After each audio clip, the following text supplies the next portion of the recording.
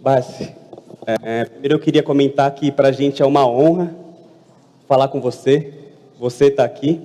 Como eu falei na introdução aqui, você teve uma vida muito difícil, mas você teve sucesso nisso. Você teve medo na hora que você começou? Não, medo não. A gente tinha receio, não é isso? A gente sempre procurou desenvolver o sentimento da conquista.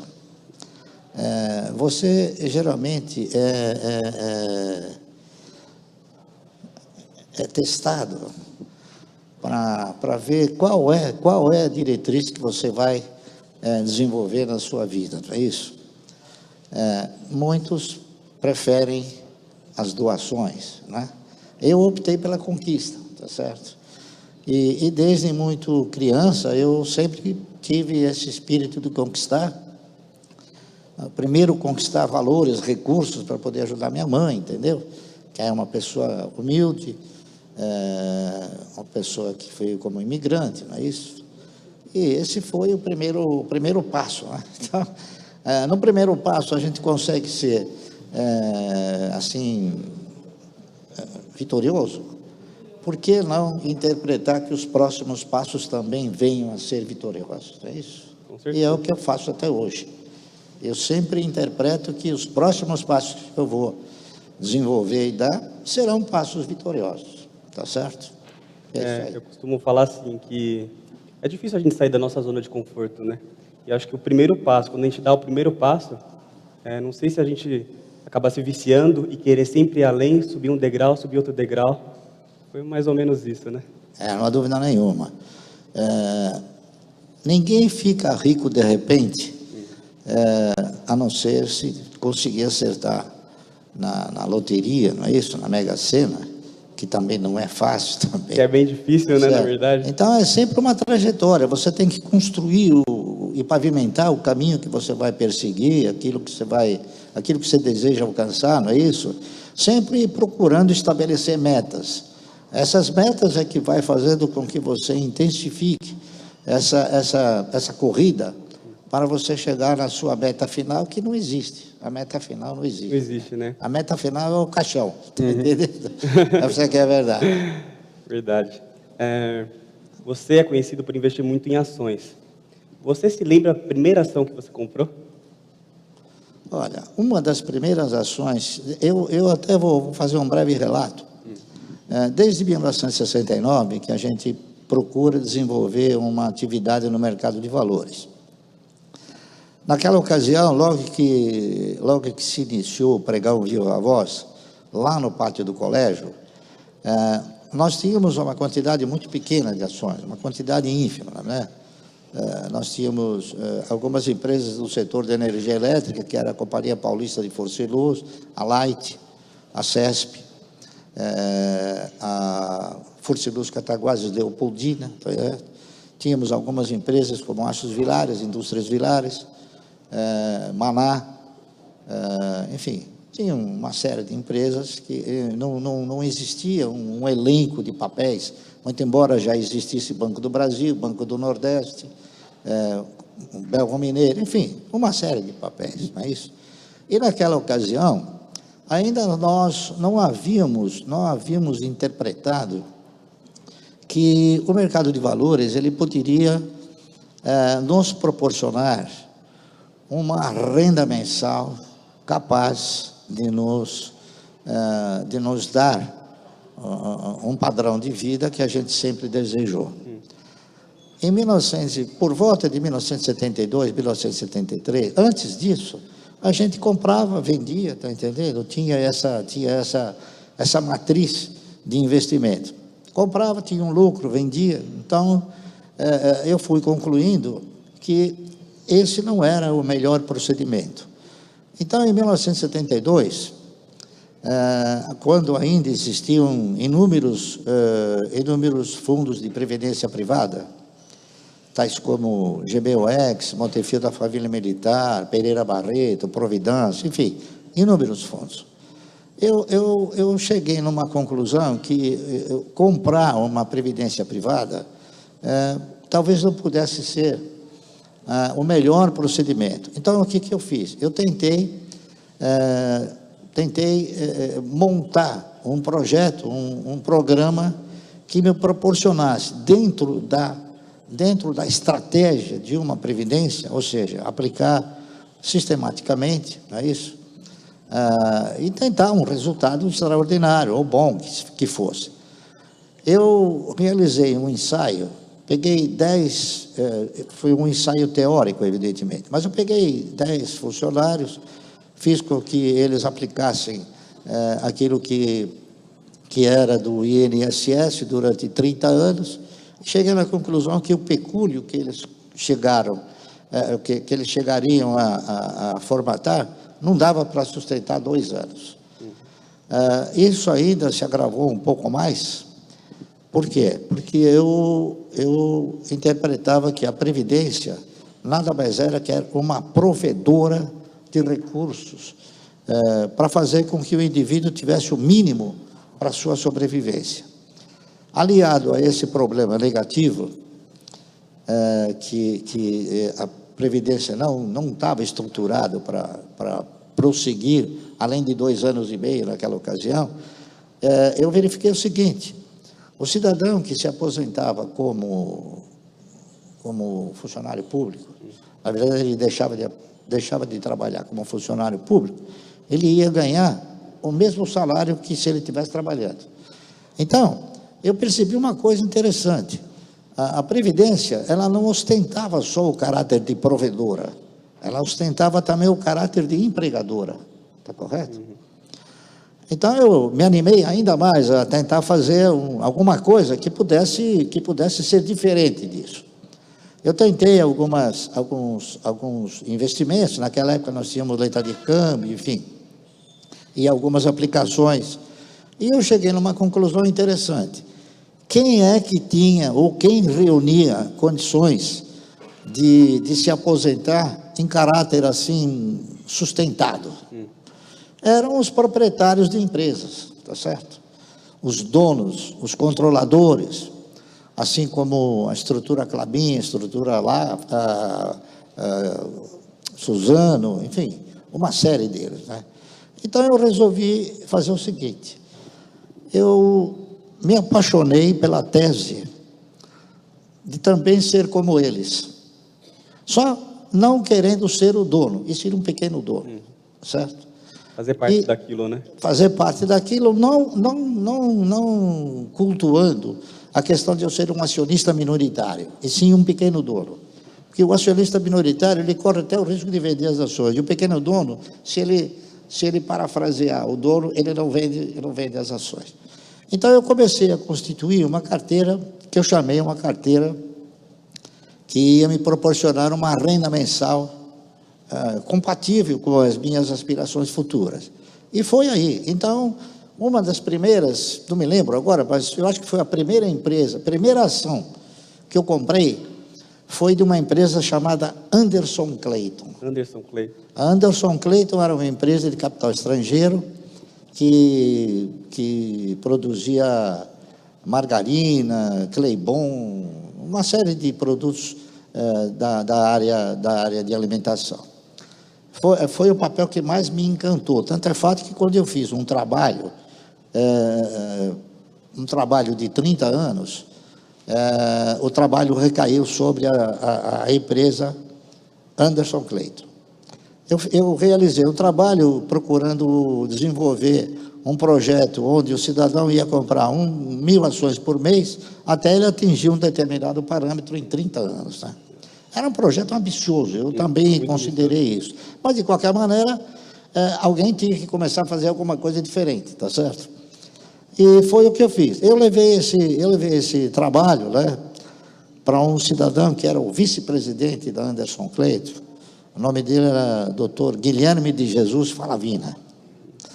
E ele me disse o seguinte: Sr. Barsi, olha, esse trabalho seu é um trabalho maravilhoso, um trabalho de fôlego, um trabalho que eu nunca vi, muito bem estruturado, mas acontece que o senhor não vai conseguir comprar ações da Anderson Clayton durante 30 anos. Eu perguntei por quê. Ele falou: o senhor sabe quem é o dono da Anderson Clayton? Eu falei: não. Os controladores da Anderson Clayton são duas velhinhas de 80 anos, ele me disse. E eu não sei quanto tempo elas vão resistir para vender a empresa. Realmente, ele estava com razão. Um tempo depois, as indústrias Gessilever, né, que foi a Unilever, acabou comprando a Anderson Clayton. E naquela ocasião eu não desisti. O que eu fiz? Eu fui para o segundo papel, que era o papel que reunia as condições, não é isso? De ter uma trajetória parecida com a da Anderson Clayton. Esse papel chamava-se CESP, né? Centrais Elétricas de São Paulo. Eu fiz um trabalho propondo comprar 1.000 ações por mês e examinando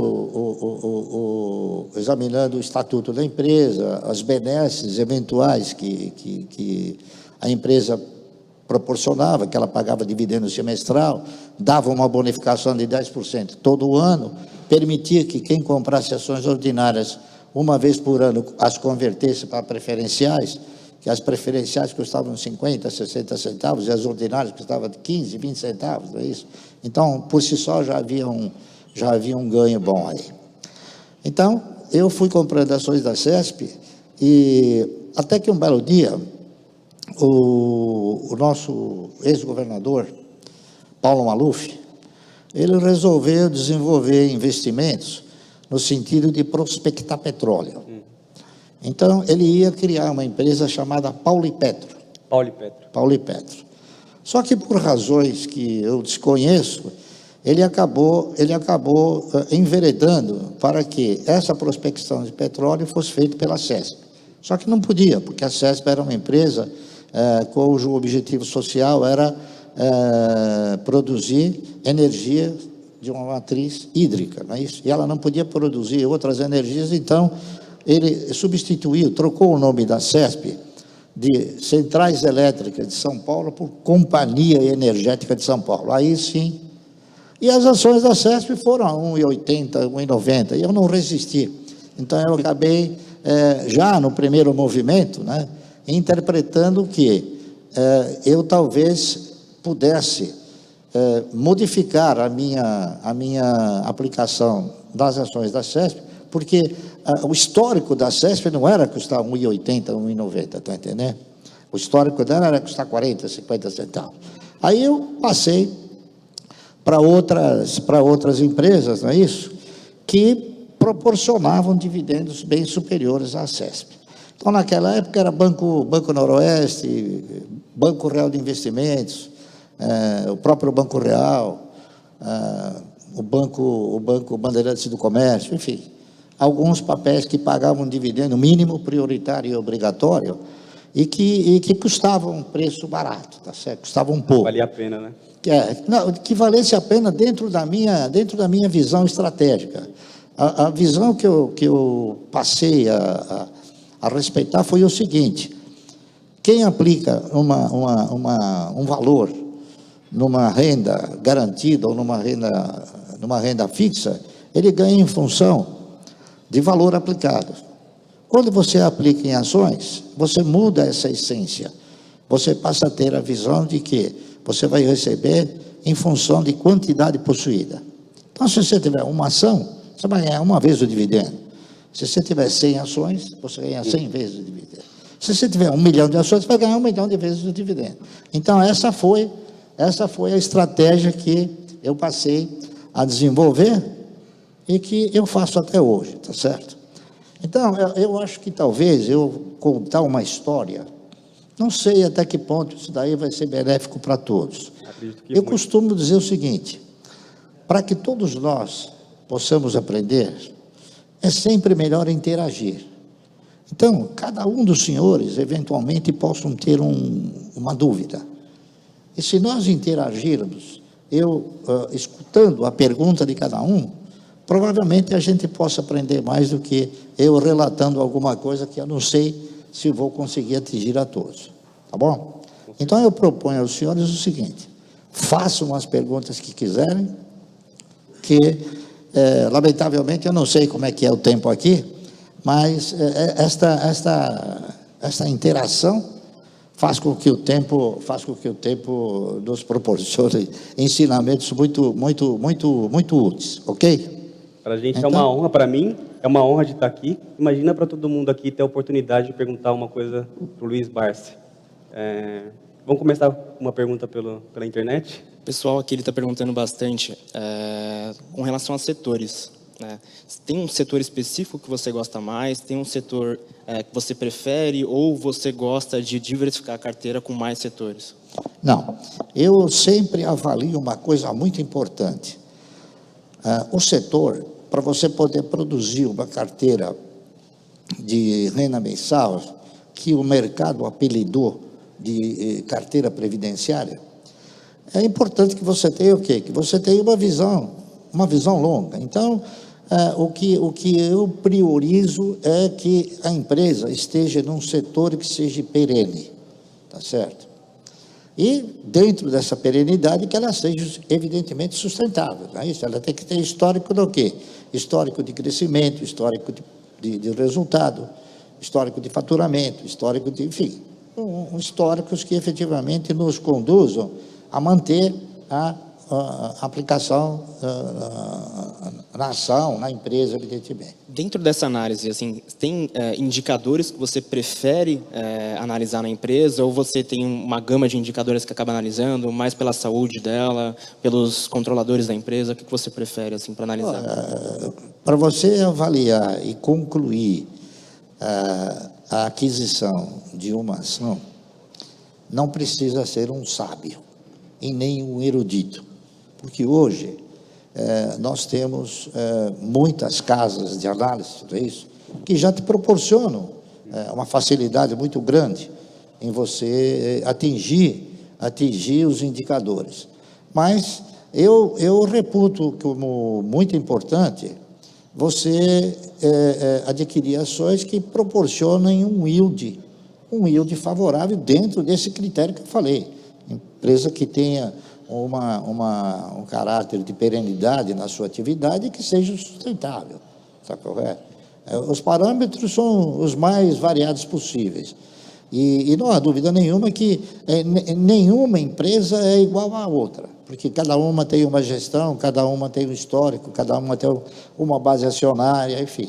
Cada uma reúne um contexto que você tem que avaliar individualmente. Tá certo? Alguém tem uma pergunta que quer fazer para o Barsi? Ali, levantou a mão. Quem que é? Levanta a mão aí. Ah, tá. Qual que é o seu nome? O meu nome é Suzy. Como? Suzy. Eu gostaria de saber como que você lidou lá atrás e como que você lida hoje com as perdas que eventualmente foram acontecendo aí nesse percurso. Eu não entendi. Como eu lidava lá atrás ou como eu lido agora, com o quê? Isso, como que você lidou lá atrás e desde agora, como que você lida com as perdas que eventualmente foram acontecendo aí nesse caminho? Acho que é isso. Obrigada. Eu não mudei de estratégia. Eu continuo fazendo a mesma coisa, tá entendendo?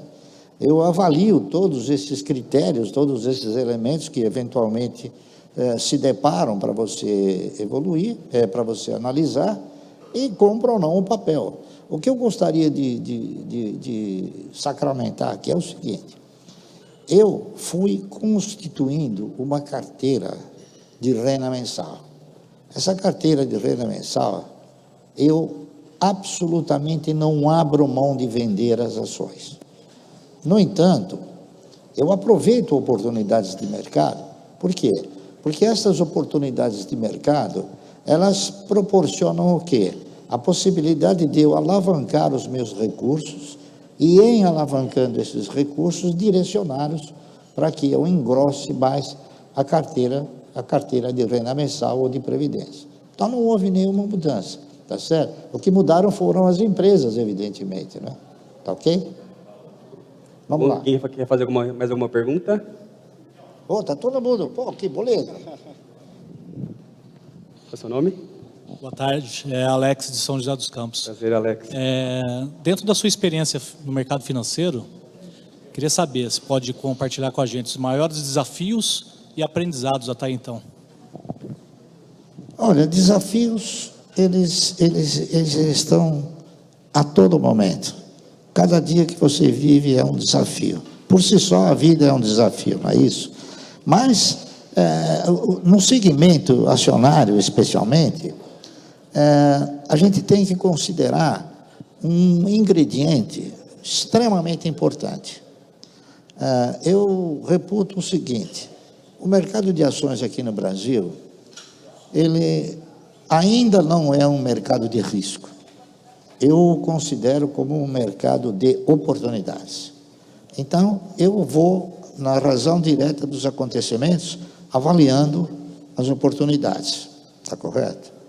E todos aqui poderão estar diante dessas oportunidades através do quê? Através de leitura, através de informação, através de uma série de coisas, está correto? Então, eu claro, avalio, não há dúvida nenhuma, procuro, na razão direta dos fatos, não é? Aplicar com moderação também, não é isso? E torcer sempre para que o preço caia, para que eu possa o quê? Para que eu possa ter a maior quantidade possível de ações com um recurso. Certo? É isso aí. Mais alguém Ô, quer Barsi, fazer uma pergunta? ao longo do tempo, você falou que montou uma carteira de ações, mas uma carteira que tem uma renda mensal. Você gosta da estratégia de aluguel de ações, de doar suas ações para o mercado? Olha, o aluguel de ações, ele tem sido responsável pelo fato desse mercado não caminhar como deveria caminhar. É claro, você tem que potencializar todos os ganhos possíveis quando você tem ações. Só que o aluguel de ações, ele não é assim tão simples como muitos possam interpretar, porque não é qualquer empresa que você consegue alugar. Você só consegue alugar os papéis que eu chamo de papéis da roleta, os papéis que têm uma intensidade de negociação, os papéis de maior liquidez, que tem, por exemplo, Petrobras, a Ambev. Eu estou tentando lembrar se que tem mais. Vale, por exemplo. A Vale, o Banco do Brasil, está entendendo? Quem mais? Itaúsa, o Itaú, enfim. A própria Cielo também tem sido alvo de muitas locações. Por quê? O cidadão, ele loca porque ele sabe que o mercado não tem estrutura de investimento para suportar uma carga eventual de ações que venham para o mercado. Então, ele loca com que objetivo? Ele loca com o objetivo de vender essas ações, esperar que essas ações baixem de preço, recomprá-las e devolver. Agora, eu tenho, assim, uma crítica formal e contundente em relação à alocação de ações. Eu interpreto que, juridicamente, a alocação de ações com a permissão de vender é um ato de estelionato. Por quê? Se você aluga uma casa, você não pode vender, certo? Se você aluga um veículo, também você não pode vender. Se você aluga um equipamento qualquer, você também não pode vender. Mas uma ação você aluga e pode vender. Quer dizer, então, tem alguma coisa aí que não está bem explicada, não é isso? E isso provavelmente, talvez, possa fazer parte do quê? De um dos privilégios odiosos que eu interpreto que a Bolsa possui. Tá certo? Amparadas, evidentemente, pela CVM. Essa aqui é a verdade. Então, a alocação de ações, na minha opinião, tem sido um problema sério para o desempenho do mercado. Exatamente porque nós não temos uma estrutura capaz de suportar eventuais pressões mais significativas. Excelente. Barsi, Não sei se deu para explicar. Deu para explicar? É meio complicado esse negócio de locação, mas é isso aí. Em última análise, é isso aí. a gente costuma falar que você é um investidor nato. Qual que é a diferença entre o investidor e o especulador? A diferença é que o investidor ganha e o especulador perde. O investidor, ele é um ganhador nato. E o especulador, na minha opinião, é um perdedor nato. Tá certo? Eu não conheço ninguém que tenha, especulando, chegado a uma conclusão de patrimônio grande, tá certo? Não conheço ninguém. Não conheço ninguém também que, através de derivativos, conseguiu chegar numa posição bem estruturada. Enfim, a pessoa se alavancando também, ela sempre vai cometer um ou outro erro. Ela pode fazer um ou outro acerto, mas o importante é investir, tá certo? O importante é você se considerar um pequeno dono, porque na condição de pequeno dono, você vai fazer o que o grande dono não faz, é vender.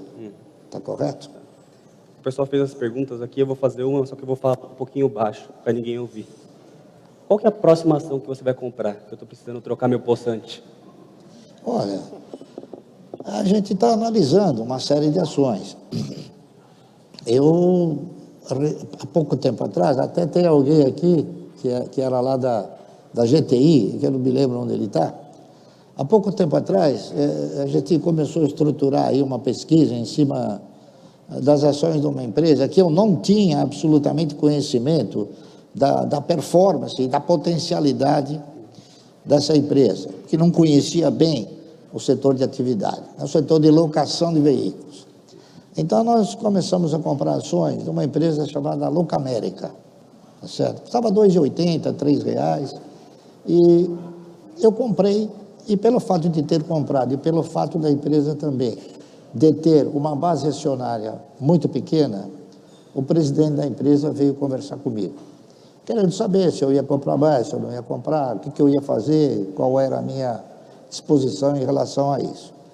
E eu havia dito para ele o seguinte, que eu havia comprado para ajudar um amigo, certo? Que tinha um fundo que havia feito a subscrição no lançamento das ações a um preço absurdo, não é isso? E que por ele administrar recursos externos, ele começou a ter resgates e, em função desses resgates, ele precisava diminuir a posição, aliviar a posição de Locamérica. Então, eu comprei baseado no que ele me disse em termos de potencialidade, mas depois o presidente, que é o senhor Luiz Fernando Porto, ele veio conversar comigo. Então, ele veio querer me dizer, mostrar a potencialidade, a pesquisa que ele possuía, o que ele interpretava, a gestão que ele pretendia fazer, e eu acabei me convencendo que o setor realmente, há 4 anos atrás, 4 anos e meio atrás, ele reunia um bom potencial de evoluir. Só que eu disse para ele o seguinte, eu acredito nisso que você está falando, no potencial, mas a Locamérica não está no meu DNA. Meu DNA é dividendo. E vocês pagam dividendo uma vez por ano. Então, eu acho que... aí eu consegui convencê-lo de que, para que ele pudesse fidelizar o acionista, ele tinha que produzir uma distribuição de dividendos dentro de um intervalo menor. Então, ele resolveu começar a pagar dividendos de 3 em 3 meses. Aí, a Locamérica entrou no meu DNA, tá certo? Aí começou a valer a pena. E para encurtar a conversa, depois de 4 anos, observando o mesmo critério lá de trás, da CESP, né? A gente acabou vendendo as Locaméricas entre R$ 50 e R$ 52 reais. Então, foi um ganho expressivo, não é isso? Que a R$ 52 reais, R$ 50 reais, ela não produzia um yield suficientemente capaz, né?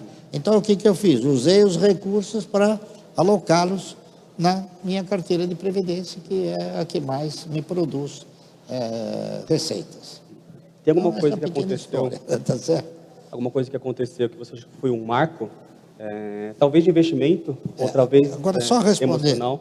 O que eu vou comprar é o seguinte, eu vou comprar o que vai subir.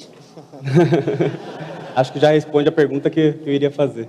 Mas aí a segunda pergunta já é uma incógnita. O que vai subir, né? Como já é habitual, né? É o que eu pretendo, né? O que eu pretendo. Bem que eu não vou comprar para subir amanhã. Eu estou comprando para daqui a 2, 3 anos. Daqui a um bom tempo, né? Bom dia. Primeiramente, eu gostaria de externar a minha completa admiração pelo senhor. Meu nome é Carol, sou de Brasília, e eu desenvolvo um projeto que se chama Mulher na Bolsa.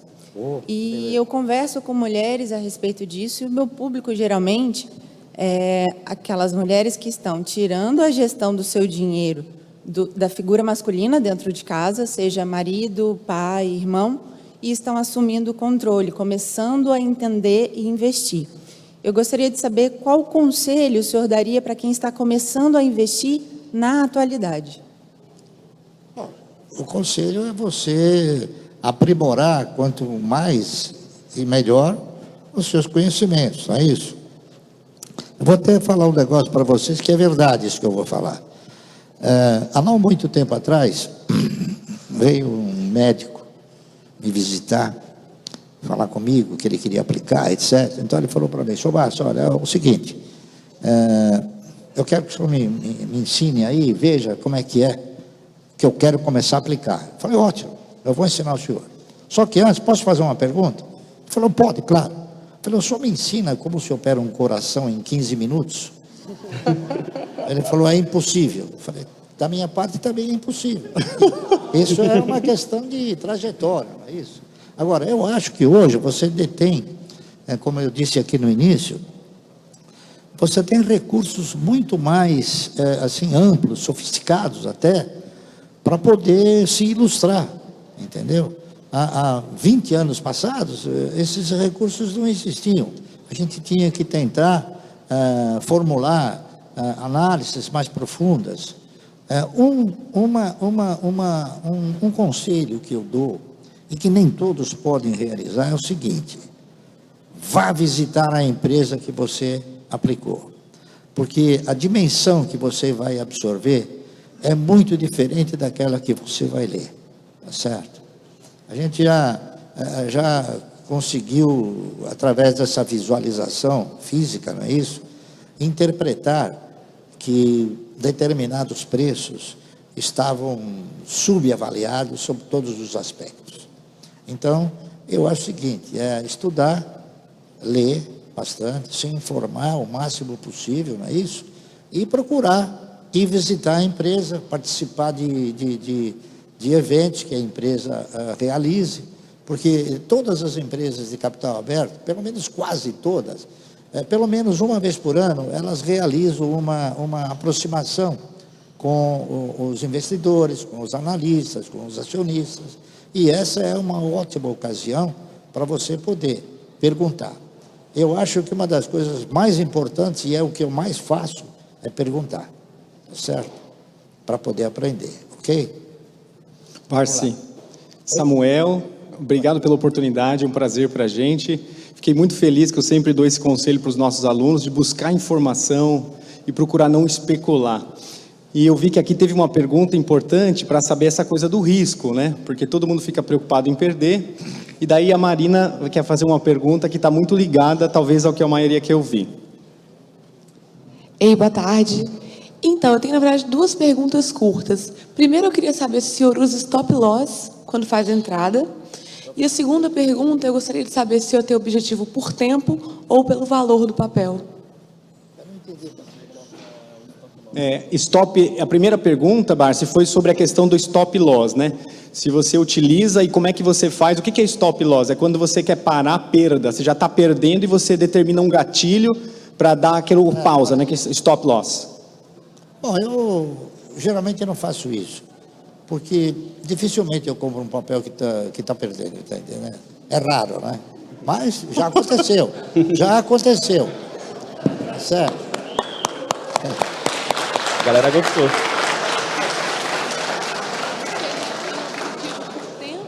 Já, Essa pergunta é a mesma. deixa inclusive eu completar uma coisa. Já aconteceu, eu falei dificilmente, mas, por exemplo, o último investimento, que não é o último, né? O mais recente investimento que eu fiz foi numa empresa chamada Cielo. A Cielo era uma empresa que custava mais ou menos R$24, produzia um lucro de aproximadamente 3 bilhões e meio, e ela começou a ter uma concorrência mais assídua de outras empresas. Então ela começou a cair. Eu interpretei que a queda do papel havia sido com maior velocidade do que a queda no resultado. O mercado, então, começou a precificar de uma forma com mais penalidade a Cielo. E eu comecei a comprar a Cielo a R$10. R$ 9, R$ 8, R$ 7, R$ 6, está entendendo? E quando chegou a 5 e pouco, eu achava que ela não ia cair mais, etc. Realmente agora ela está outra vez 7 e pouco, 8. Então, quando você tem um investimento que você avaliou e você interpreta esse investimento como um investimento dentro dessas características que a gente consegue formatar, eu acho que você precisa ser investidora do papel, certo?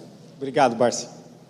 Acho que assim, aproveitando essa linha, os investimentos que você faz é mais pensando no longo prazo, na saúde da empresa, em quando ela vai ter bons resultados e não tanto no curto prazo. Eu acredito que um dos motivos de você não utilizar stop loss, de você não estabelecer a sua perda, é justamente porque você pensa num horizonte muito maior, né? Exatamente, eu penso no horizonte. Eu não digo, claro, eu não estou afirmando e nem estou colocando uma estratégia que a Sheila vai voltar para R$ 24. Não, mas com certeza ela é um papel que vai se valorizar, porque o seu presidente, o Dr. Paulo Caffarelli, além de ser um gestor muito bom, ele vem divulgando relatórios sistemáticos a isso, e percebe-se que a empresa está voltando a ter aquele dinamismo, aquela performance, onde o market share e as margens estão sendo recuperadas. Então, na razão direta dessas recuperações, evidentemente, o preço vai evoluir. Está correto? Agora, com relação a se desvendar negócios ou oportunidades, dificilmente você consegue encontrar razões de achar uma oportunidade num papel que já esteja precificado.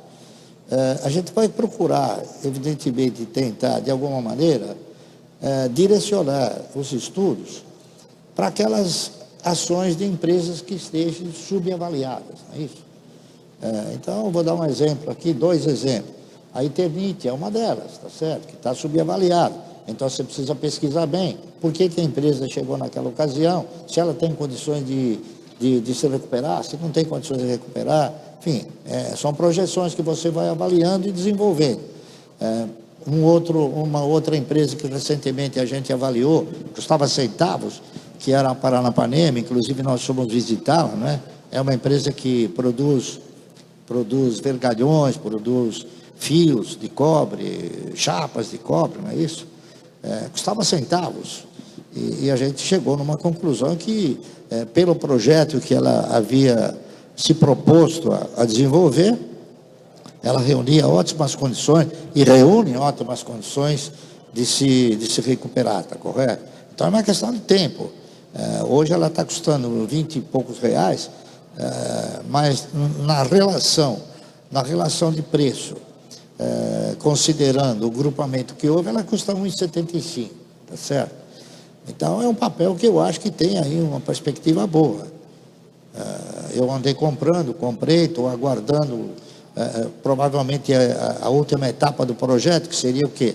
Seria a capitalização da empresa. Conversei com o diretor financeiro agora essa semana, ele me disse que realmente um dos problemas, a empresa ainda detém 2 problemas, o problema de ordem financeira e o problema de ordem operacional, ambos ligados diretamente à questão do quê? A questão de ter crédito para comprar produto, para transformar esse produto, que seria o pó de cobre, está entendendo? Outra empresa que eu andei analisando o projeto, fui visitar também, havia ido visitar antes, é uma empresa que hoje chama Taurus Armas, certo? Ela chamava Forjas Taurus. E eu acredito que eles têm um projeto em tramitação, e esse projeto eu espero que ele seja vitorioso. Ela está também num programa de capitalização, e eu suponho que, baseado no fato desse projeto de capitalização se concretizar, evidentemente ela vai conseguir resultados extremamente satisfatórios. Então você acredita que, atualmente a gente teve com o Bolsonaro aí um movimento muito grande da Forja Taurus, né? Por conta da legalização do uso de armas e tudo mais. Aqui não existe mais a Forja Taurus, agora ela chama Taurus Armas porque ela fabrica só armas. Então ela está fabricando hoje em média, entre 3.800 e 4.200 armas por dia. Tá certo? Então, todos aqueles penduricados que estavam sob o domínio da Taurus, ela vendeu, está vendendo, está se desfazendo, enfim. É isso aí. A gente teve uma mudança agora, na verdade, uma mudança tecnológica, dos anos para trás para cá. E, antigamente, em relação ao dia de hoje, você acha que era mais difícil de você começar a investir? Para a galera que está querendo começar a investir no mercado hoje? Não, eu não acho. Eu acho que antes era um pouco mais difícil, tá certo? Hoje eu acho que com todo o leque de informações que você tem, o importante no mercado é você criar o quê? É você criar um ambiente que você se torne uma pessoa disciplinada, entendeu? Dentro dessa disciplina, você tem que cultuar que você não vai ganhar rapidamente. Então, você tem que ter o quê? Um outro ingrediente chamado paciência, tá certo? Disciplina e paciência tanto foram importantes no passado como é importante agora. Com certeza. Tá certo? Então, o difícil não é. O importante é dar o primeiro passo. Se você não der o primeiro passo, você não vai nunca conseguir, né, andar 1 quilômetro. Tá certo?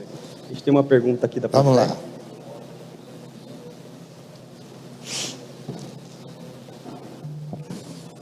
Doutor, eu gostaria de saber a sua perspectiva para o Ibovespa, desse ciclo de alta, qual a duração, sua visão. Obrigada. Olha, as pessoas às vezes costumam perguntar para mim o que eu acho do mercado. Eu costumo responder o seguinte: eu não acho nada. Sabe por quê? Porque eu não tenho ações do mercado. Eu tenho ações de empresas. Então, eu me preocupo com o desempenho das empresas. O índice, ele é uma carteira teórica composta, se não me falha a memória, por 68 ações de empresas que estão aí enunciadas. Só que o índice, no meu configurar, ele tem uma distorção. Existem 4 ou 5 papéis que eles possuem uma influência muito grande sobre o índice. Tal influência que, em muitas ocasiões, se esses 5 papéis caírem e o resto do mercado subir, o índice vai indicar que o mercado caiu, que não é uma realidade. Se acontecer o contrário, ou seja, esses papéis subirem e o mercado inteiro cair, o índice vai retratar o quê? O índice vai retratar que o mercado subiu. Então, é muito difícil de você avaliar o comportamento do mercado pelo índice. O índice ele é apenas um indicador de mercado como um todo, observando o quê? Economia, macroeconomia, microeconomia, informações, política, enfim, todos esses ingredientes. Mas, na realidade, você tem que se preocupar com as ações que você tem, o desempenho dessas ações, tá certo? Recentemente, nós tivemos alguns fatos que deram origem a essa evolução significativa do índice. Então, a gente percebeu o seguinte: nos últimos 3, 4 anos, uma ação da Vale do Rio Doce chegou a custar R$ 6,90 e foi a R$ 56. Então, ela interferiu no índice. Uma ação do Banco do Brasil chegou a 9,10. Hoje ela está quase 30, tá certo? Interferiu no índice. As ações do Banco Itaú subiram também. As ações da Petrobras também. Só que, se você for fazer uma análise muito profunda, você vai verificar o seguinte: todas essas ações que subiram muito, tiveram fortíssimos vendedores quando o preço cresceu. Então, você vem para aquela máxima de mercado: ninguém puxa para comprar, o pessoal puxa para vender, tá certo? Então, o que aconteceu com a Petrobras? Recentemente, a Caixa Econômica vendeu 200 milhões de ações da Petrobras. Recentemente, o Banco do Brasil colocou no mercado, ou recolocou no mercado, 132 milhões de ações que ele havia comprado para fins de tesouraria. Então, o que ele fez? Ele comprou a 20, 21, 22, colocou na tesouraria, puxou o preço para 40, 50 e vendeu para todo mundo. Tá certo? Então, o importante é vocês terem a leitura, que quando se puxa um papel, você não vai comprar, você vai olhar com mais critérios, não é isso? Avaliar se aquela subida vai ter um comportamento idêntico em relação à yield, está entendendo? Porque o próprio Banco do Brasil, em um determinado período, quando ele custava mais ou menos 20, 25 reais, ele chegou a oferecer um dividendo anual de 2 reais. Então, ele deu mais um yield superior a 10%. Hoje, ele inverteu, ele puxou o preço para um valor elevado e reduziu o dividendo. Então, quer dizer, não é um momento saudável. Então, se você for olhar só na performance, no desempenho do índice, você acaba comprando os papéis que interferiram no índice. Quando, na verdade, você tem que olhar o quê? O papel que você vai comprar. Você não tem que comprar e não deve comprar uma imagem. Você tem que comprar o quê? A perspectiva do resultado. Então, eu não dou a importância que a maioria dá ao desempenho do índice. Eu dou valor e importância ao desempenho da ação que eu comprei, da ação que eu analisei e do projeto que eu realizei sobre o seu desempenho futuro. Ok? A gente está tendo, na verdade, um grande crescimento de pessoas interessadas a começar a investir, né, na Bolsa. Eu queria que você comentasse sobre isso, dessa alta desse interesse, e também falasse se o melhor método ensinado hoje é o da Luiz. Bom, o método da Luiz é um método extensivo meu de 1972. Por isso que eu fiz questão de falar por que, como e quando a gente tentou enraizar alguma coisa estrategicamente viável, tá certo? Perene e sustentável, tá correto? Então, o projeto que a Luísa vem desenvolvendo é um projeto de caráter educacional. É para mostrar para as pessoas a forma, o modo, o porquê, quando você tem que comprar uma ação e qual é a sua forma de participar, tá certo? Eu acho que hoje, conforme eu já tive a oportunidade de dizer, vocês têm um elenco de informações muito mais intensa do que nós tínhamos há 20 anos atrás. As casas de análise hoje, elas já te trazem o problema mastigado, o problema analisado. Né? Vai de você acreditar ou não. Então, o que você tem que fazer? Você tem que produzir uma leitura daquilo que você está lendo para ver se a leitura que você fez é a leitura que o cidadão quis transmitir. Porque, às vezes, o cidadão quer transmitir alguma coisa e você faz uma leitura diferente. Aí você vai fazer um diagnóstico errado e vai fazer uma compra errada. Tá certo? Então, é muito importante você avaliar as coisas de uma forma que a interpretação seja a interpretação certa. Ok? A gente teve a aprovação de algumas reformas agora, na verdade, a reforma da Previdência, e está caminhando também a reforma tributária. A gente não sabe se vai ser aprovada. Você acredita que a aprovação dessas reformas vai ajudar o setor econômico do país? Provavelmente, talvez, uma das razões mais importantes do meu sucesso é eu nunca ter acreditado no governo. Entendeu? Os índices que o governo tem dado nesses últimos tempos, os gestores que o governo não tem uma gestão competente. É lamentável, mas é verdade. Eu posso até dizer o seguinte,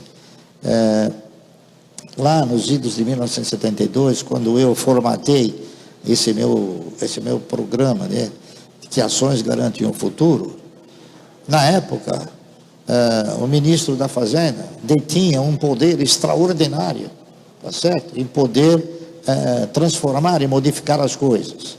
Ele podia ter mudado, ele podia ter implantado no país um sistema de previdência sustentável, mas ele preferiu contemplar o quê? Uma previdência que não é sustentável, entendeu?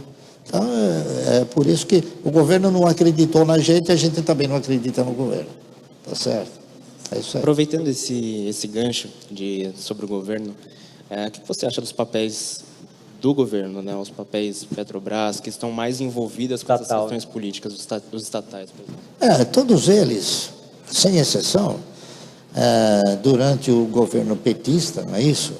Isso todos sabem, os jornais noticiaram, todos têm ciência disso, independentemente da ideologia política ou não. Todas essas empresas foram canibalizadas, não é isso?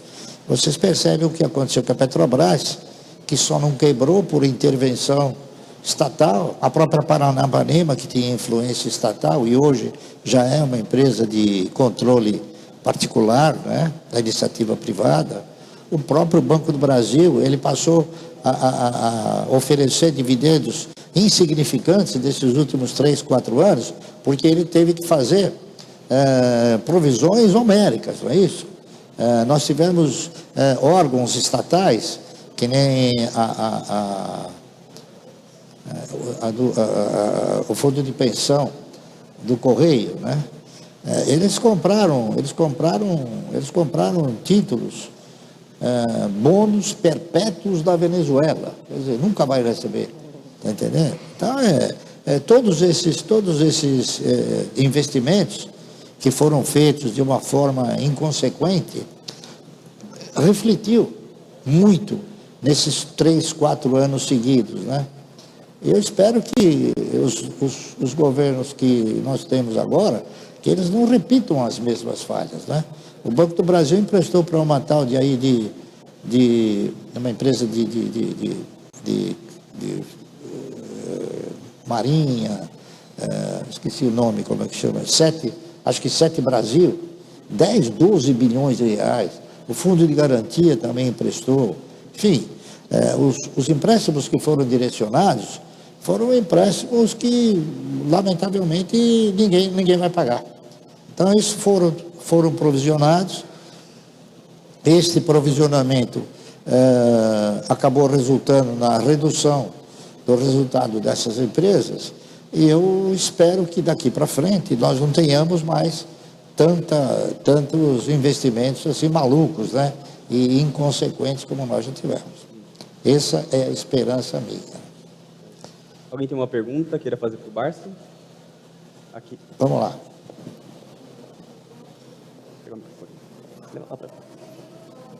Chegou aí. Boa tarde. Boa tarde. Por gentileza, na sua opinião, o investidor de sucesso, ele pensa em ética ou em lucro? Por exemplo, ele compra a Ambev, ainda que o principal produto dela seja, segundo a OMS, a droga que mais mata? Ele compra a ação da Vale, que tenha sido protagonista de acidentes ambientais e na vida de centenas de pessoas? De verdade, eu estou fazendo uma pergunta. Eu quero a sua opinião. Obrigada. Bom, eu acho que quando você avalia que você vai fazer um investimento, você tem que priorizar o quê? Um instrumento chamado resultado, certo?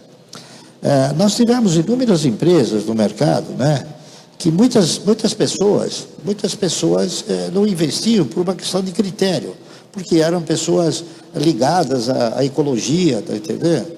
Por exemplo, eu tenho absoluta segurança que tem muitas empresas que não investirão na Taurus, porque não acreditam que elas devam investir na arma. Por quê? Porque a arma é um instrumento, ele é um instrumento de defesa, mas também é um instrumento de morte, não é isso? Tem pessoas que, há tempos atrás, não investiam nas ações da Souza Cruz, porque era questão de cigarro, não é isso?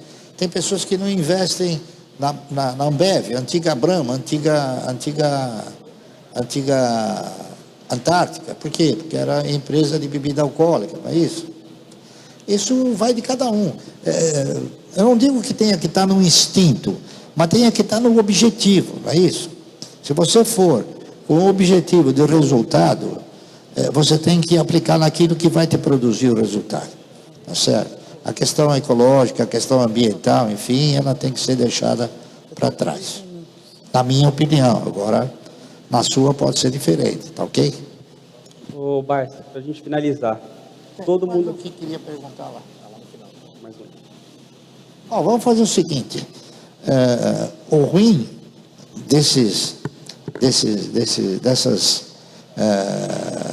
apresentações, é que, lamentavelmente, tem hora para acabar. Infelizmente, tem Então, hora. acontece que se você tiver que priorizar a dúvida de todos, tem que prolongar um pouco mais. Com certeza. Certo? Então vamos prolongar um pouco mais.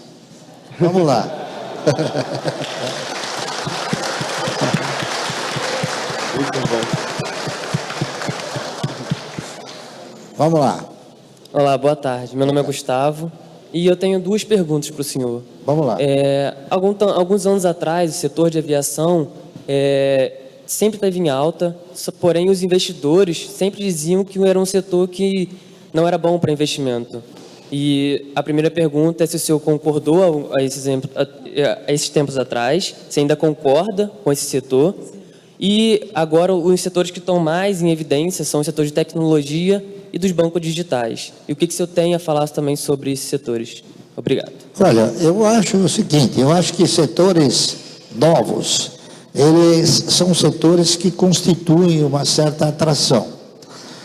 Evidentemente, você precisa ir avaliando o desempenho desses setores e a perenidade deles, porque a questão da tecnologia é uma coisa que muda com tanta velocidade que você acaba tendo, às vezes, problemas de prosseguir avaliando, tá entendendo? Eu lembro um amigo, o Lírio Parisotto, ele tinha uma empresa que, eu esqueci até o nome da empresa, e ele fabricava um disquinho, né? A tecnologia foi tal que ele acabou tendo um problema e parou. Então, as empresas de tecnologia, elas têm uma mutação tão frequente e tão permanente que você precisa ficar atento a essas mudanças. Não é o mesmo que você, por exemplo, eu vou dar um exemplo bem característico. Não é a mesma coisa que você comprar uma ação da Klabin, por exemplo, né? A Klabin é uma empresa que tem a terra, ela pega uma sementinha, coloca, forma uma mudinha, amplia essa mudinha, coloca a mudinha na terra, essa mudinha se transforma numa árvore, essa árvore ela se transforma numa pasta mecânica, onde ele faz o papel de embalagem, tá certo? Do papel de embalagem ele faz o papelão, do papelão ele faz a caixa e é o produto final. E o que acontece? Ele vai pegar novamente o grãozinho, vai fazer o mesmo processo. Então isso é uma sustentabilidade que não vai mudar, tá entendendo? Ao passo que as ações de tecnologia, as fintechs, por exemplo, você não sabe até quando ou até onde elas podem suportar um desempenho mais ativo do mercado. Essas empresas estão agora sendo priorizadas e nós temos que considerar também o seguinte: as grandes instituições também estão navegando nessa mesma situação, nessa mesma trajetória. Se você for pegar os grandes bancos hoje, eles reduziram substancialmente as suas agências e estão procurando fazer com que você, eu e todos nós sejamos funcionários deles sem ganhar nada. Tá certo? A partir do momento que o banco criou lá para você se atender automaticamente, né? Você passou a ser um empregado do banco, sem remuneração. Antes você ia no guichê, pagava, tinha um funcionário. E assim, essas mudanças, elas vão ocorrendo sem que haja uma percepção geral, tá certo? Então, eu acho que as empresas, as fintechs, que são novas agora no mercado, e as próprias empresas de tecnologia, a gente vai ter que apurar um pouco mais, vai ter que examinar com mais profundidade a longevidade dessas empresas, tá certo? Não sei se consegui explicar a diferença entre um e outro, ok? Quero ver agora quem vai ter a sorte de fechar, fazer a última pergunta para o Barsi. Capricha nessa, hein, pessoal? Oi, Barsi, boa tarde, tudo bem? Sobre as ações da Eternit, que sofreram muito nesses últimos anos, não sei se foi pela questão sustentável, pela telha de amianto e outras questões de mercado, porém você tem essa ação na sua carteira, pelo que eu pude entender, e quais são as perspectivas positivas com relação a essa ação nos próximos anos que você vê? Olha, eu vou dizer um negócio para você, é o seguinte, nós estamos como acionistas grandes, num período chamado período de silêncio. Shut up, está entendendo? Então, eu não posso agora formular prognósticos, nem, está entendendo? Porque eu estaria criando um problema para quem é da administração e está diretamente ligado a mim. Mas eu vou dizer só uma coisa para você: eu não compraria. Só isso. Acho que o recado foi dado, né? É objetivo, tá entendendo? Tem que ser. Barça, para a gente foi uma honra te receber aqui. Tudo bem. Acabou. Quer escolher alguma pessoa aqui para fazer uma pergunta? Vamos pegar de surpresa? Como? Vamos pegar uma pessoa aqui de surpresa para fazer a última pergunta? Quem quiser formular pergunta, está à disposição. Eu fico feliz porque todos estão esclarecidos, então todos seremos né, participantes do mercado de uma forma mais ativa, tá certo? Para a gente que é uma honra. Vamos lá. Última pergunta.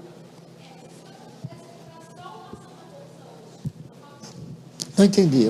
Se o senhor pudesse comprar só uma ação hoje na Bolsa, qual seria? Essa até eu quero ouvir agora. Só uma ação? Bom, eu prefiro comprar 1 milhão. Você quis dizer de que empresa, né? Tem inúmeras empresas que estão em preços favoráveis, não é isso? E você falava é movimentar o mercado amanhã. Como? Estaremos cientes disso. Não, eu acho que existem inúmeras empresas que ainda ostentam um bom posicionamento. Eu vou dar uma comparação. Hoje uma ação do Banco do Brasil está custando R$ 46, R$ 47 reais. Uma ação do Banco Santander custa R$ 21 reais. E ela produz o quê? Produz um yield parecido com o do Banco do Brasil. Então, o que acontece? Se você, com o dinheiro de uma ação do Banco do Brasil, você pode comprar 2 do Banco Santander, você vai dobrar o seu yield. Esse é o dividendo comparativo, tá certo? Então, o Banco Santander, na minha opinião, é um papel que ele ostenta a condição de você comprar, tá certo? Um outro papel que eu aprecio bastante, na verdade, eu aprecio o setor, que é o setor de energia elétrica. O setor de energia elétrica, ele tá dimensionado em 3 posicionamentos: geração, transmissão e distribuição. Eu contemplo como o mais generosa o retorno, a transmissão. Isso também, porque depois de avaliar bastante, há muitos anos atrás, um cidadão chamado Souza Dias, um dos maiores e melhores engenheiros elétricos do país, que acabou sendo inclusive presidente da CESP, ele transmitia isso. Ele dizia o seguinte: olha, Barça, o filé mignon do setor da energia elétrica é o setor de transmissão. Por quê? Porque o setor de transmissão você tem o quê? Você tem um cliente que você recebe e você tem 1 ou 2 clientes que você transmite. Não é como a distribuição, que você recebe de um ou mais de um e tem 1 bilhão para você distribuir, 1 bilhão de... Então, a operação é uma operação mais consistente, né? Então, as empresas do setor de transmissão, elas são simpáticas. E, particularmente uma empresa que os senhores devem passar na porta, quem vai para Atibaia, Mariporã, passa na porta da empresa, onde tem do lado direito da Fernão Dias, tem um aviãozinho lá, e tem uma empresa que vende ônibus usado, tem uma estrutura de transformação, é da Transmissora Paulista de Energia Elétrica. A Transmissora Paulista de Energia Elétrica é uma empresa cujo controle é colombiano. É uma empresa chamada ISA que controla essa empresa. E eles são criteriosos na distribuição de dividendos. A empresa veio numa performance de mais ou menos nos últimos 6 anos. Ela partiu de mais ou menos 14, 15 reais e chegou até 80 reais. Agora que ela chegou nos 80 reais, ela produziu um desdobramento, ou seja, ela converteu a sua base acionária numa posição 3 vezes superior. Então, quem tinha uma ação passou a deter 4. É claro que o preço ele também foi dividido por 4. Então, ela estava, acho que R$ 78,00 quando produziu esse desdobramento, e ela passou a custar 19, certo? Então, o sentimento que a gente alimenta em relação a essa empresa é qual? É aquele que o que foi constante no passado é provável no futuro. Então, ela veio num evoluir e ela já, nesses últimos 4, 5 meses que ela produziu esse desdobramento, ela já evoluiu de 19 para 22, 23. Então, ela já está mostrando que o desempenho dela provavelmente talvez seja idêntico ao que aconteceu no passado. Então, é um papel que você pode alimentar a esperança de uma valorização, ao mesmo tempo que você tem o quê? Que você tem uma perspectiva boa de dividendo. Então, pelo menos, esses 2 papéis, eu acho que são papéis de setores diferentes, setores perenes, né? E que ostentam uma condição de sustentabilidade. Ok? Senhoras e senhores, esse foi o mestre Luiz Barsi.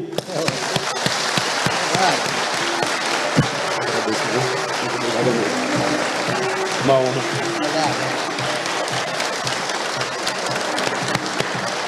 Olha o que você fez com a galera.